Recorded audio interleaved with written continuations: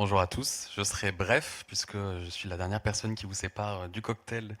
Et puis par ailleurs, beaucoup de choses ont été dites, donc je serai assez synthétique, mais je voulais notamment mentionner que lorsque P16 a été lancé dans le cadre de la stratégie nationale pour l'IA, il y avait une ambition qui était claire, qui était de faire émerger une base logicielle souveraine, open source pour l'IA, en faisant le pont entre la recherche publique et l'innovation, et en appui à la politique industrielle de l'État. Aujourd'hui, en regardant le chemin qui a été parcouru depuis un peu plus d'un an, on mesure tout ce qui a été accompli, notamment la structuration d'un écosystème logiciel cohérent qui va du traitement des données à l'apprentissage des modèles, la création de communs numériques open source qui sont conçus selon des standards élevés de qualité scientifique et technique, et avec aussi une instruction rigoureuse, et ça a été dit, au niveau de la pertinence scientifique pour sélectionner des librairies qui seront soutenues par P16. Et c'est aussi surtout la mise en place d'une communauté qui est vivante, et on vient de le voir aussi avec la présentation des différentes librairies logicielles, et toute la communauté qu'il y a derrière, donc de chercheurs, d'ingénieurs, de partenaires industriels, qui font cause commune autour d'une vision partagée, celle d'une IA qui est souveraine, rationnelle et durable, et c'est notamment des thématiques qui ont été abordées lors de la table ronde. P16, c'est aussi une méthode, celle d'un projet qui est porté par INRIA, fondé sur la rigueur scientifique, l'exigence logicielle et la collaboration ouverte, celle d'un dialogue permanent entre la recherche académique et les besoins concrets du monde industriel, et également celle d'un passage de relais réussi avec la création de Probable, et Probable qui incarne cette volonté de pérennité, de transfert. Et on le voit aussi avec les annonces, on n'a pas eu tous les détails de l'annonce de la levée de fonds par Yann Léchel, mais on voit que c'est une stratégie qui fonctionne aujourd'hui. Et comme le mentionnait aussi Yann, ce schéma qu'il a fallu inventer, avec donc P16 opéré par INRIA via l'agence de programme pour pré-industrialiser des librairies logicielles et en très forte interaction avec Probable qui industrialise et valorise les librairies logicielles développées pour les besoins du marché. Ça a été un montage qui s'est avéré complexe,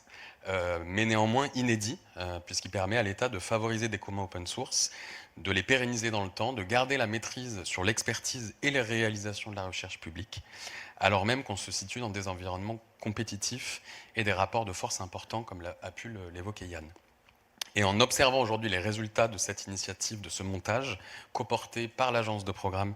et cette entreprise à mission, on voit qu'il y a une voie qui est étroite, mais néanmoins possible, pour que l'État, dans sa dimension régalienne, garde la maîtrise sur sa souveraineté numérique par le soutien à ce type de dispositif. Et on peut dessiner une réelle stratégie de soutien de framework open source et plus largement de librairies logicielles open source et développées par la recherche publique. Et comme l'a dit Florent au début de la journée, c'est par ce type de montage qu'on peut aider à capitaliser sur la connaissance et garder nos leviers d'action. Et c'est particulièrement important, en particulier dans le contexte géopolitique et géostratégique plus qu'instable que Gaël a évoqué ce matin. Plus généralement, cette méthode, c'est aussi l'ADN de l'agence de programme, que de partir de travaux d'équipes de recherche et d'ingénierie, de valoriser cette expertise et cette science pour des besoins de politique publique, ici la politique industrielle de l'État, en faisant levier sur l'ensemble de la communauté académique au niveau national et en très forte interaction avec les utilisateurs finaux, notamment industriels, dans un mode d'accompagnement de type usine à projet. Donc ici, une incubation des librairies avec un appui en matière d'ingénierie et en particulier sur la roadmap technique. Sur la diffusion et l'impact, c'est important de noter que les librairies logicielles, les outils qui vont être développés dans le cadre de P16 vont à terme irriguer d'autres communautés, d'autres cercles, d'autres usages, et en particulier, Selma a mentionné aussi toute l'ouverture qui va être faite via AI Factory France et des projets européens de type EOSC. Ça reste sur notre roadmap et on espère d'ici un an, lors du futur anniversaire, avoir plus de choses à vous présenter sur cet outreach, notamment européen. En conclusion, je souhaiterais remercier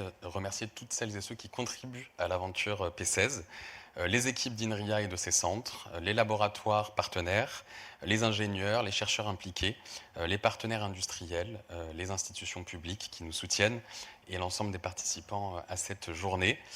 Je tiens à remercier aussi, au-delà de tous ces contributeurs, l'ensemble de l'équipe P16,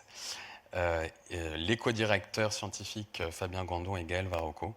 et tout particulièrement Selma, qui personnifie le projet, l'incarne avec une motivation, une rigueur et une certaine forme de passion communicante. Et donc je la remercie pour cela. Et avec ces mots, je vous invite à rejoindre le cocktail. Et merci à Julia et Afsa pour l'organisation de la journée. Et Laurent.